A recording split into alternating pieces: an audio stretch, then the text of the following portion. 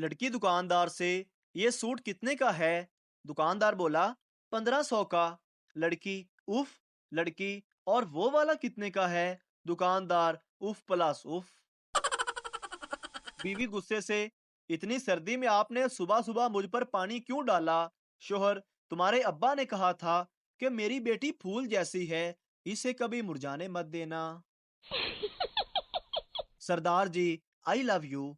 लड़की, मेरी चप्पल का साइज पता है ना?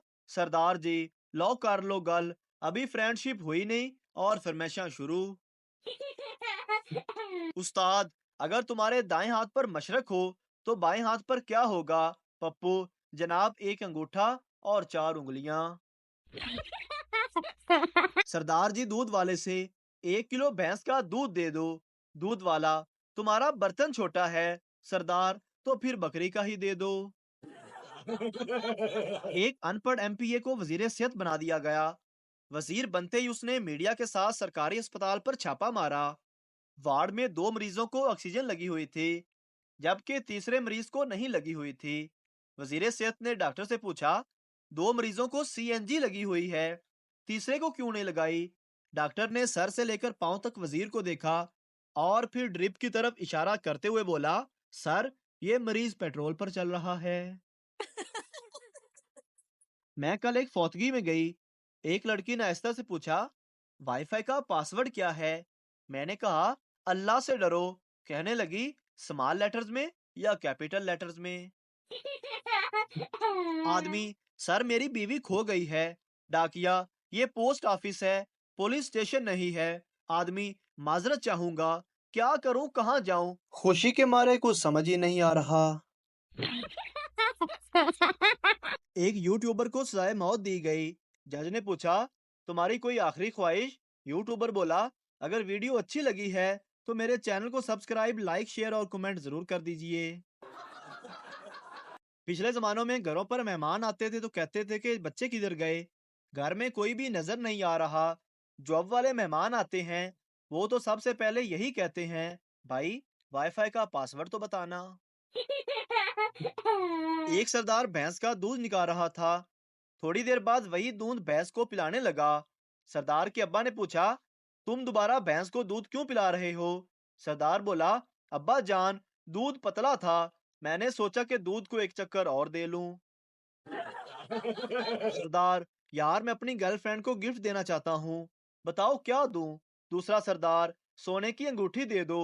सरदार, कोई बड़ी चीज बता। दूसरा सरदार, ट्रैक्टर का पिछला टायर दे दो। एक मियाँ और बीवी सोफे पर बैठकर माल्टे खा रहे थे और बीवी मोबाइल चला रहे थे, जबकि उसके शोहर का मोबाइल किचन में चार्जिंग पर लगा हुआ था। अचानक से किचन में उसके शोहर के मोबाइल पर एक मैसेज आया। शोहर ने मैसेज टोन की आवाज सुनते ही सोफे से छलांग लगाई और किचन में मैसेज देखने के लिए भागा।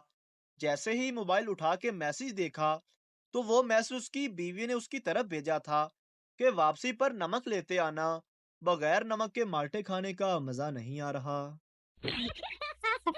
जिन बोतल से बाहर निकलकर, कोई हुक्म मेरे आका। आका, तुम कुछ ऐसा करो कि हर औरत अपने शोहर का कहा माने और दिल से उसकी इज्जत करे। जिन वापस बोतल में जाकर बैठ गया और बोला, चाचा, ढक्कन जरा टाइट लगाना।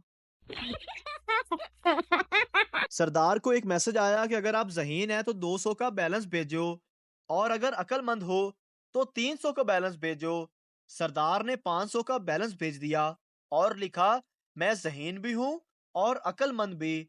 वो वक्त चला गया जब हम पर लतीफे बनते थे। बीवी खामन से, आप मुझे प्यार नहीं करते। खामंद, तुम अंदाजा नहीं कर सकती कि कितना प्यार करता हूँ तुमसे।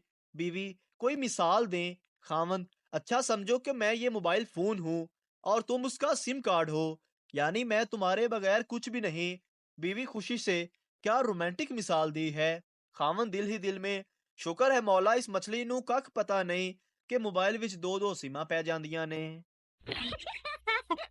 पप्पू अस्पताल गया, देखा कि एक चाइनीज लड़का बीमार है। पप्पू उसके पास चला गया। चाइनीज लड़का पप्पू को देखकर क्रिश शिंग चिंग शी शाशी बोला और मर गया। पप्पू ने सोचा, जरूर कोई राज की बात की है और कह के मर गया।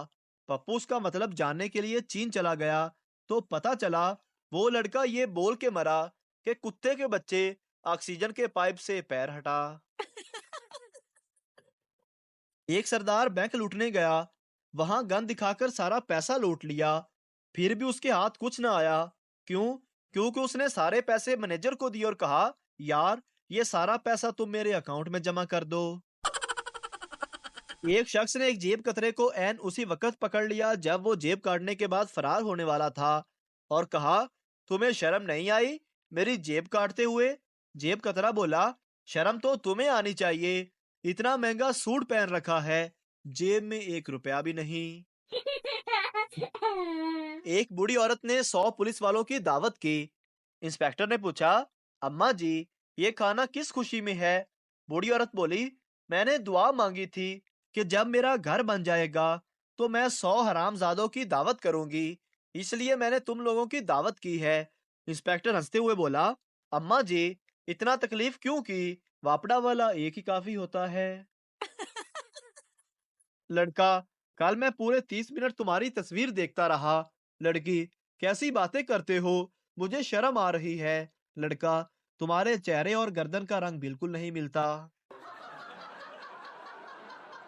एक शख्स शादी के कुछ अरसे बाद मोटापे से तंग आकर जिम गया और ट्रेनर से कहने लगा, मुझे कोई ऐसी मशीन दिखाओ जिसे इस्तेमाल करके मेरी बीवी मुझ पर मर मिटे। ट्रेनर उसका हाथ पकड़कर एटीएम मशीन के पास ले गया और कहा, ये वो मशीन है, बाकी सब मशीनें बेकार हैं। एक पठान रास्ते में जा रहा था तो अचानक ईंट उठाकर माथे पर मार ली। लोगों ने पूछा, खान साहब ये क्या कर दिया? तो पठान बोला, यार शनाख्ती कार्ड बनवाना था, शनाख्ती निशान था ही नहीं। एक साहब जब भी रात को घर देर से आते तो देखते कि उनकी माँ कुछ सी रही है। माँ कहती, पुत्र सुई में धागा तो डाल दे, और ये उनको धागा डाल देते।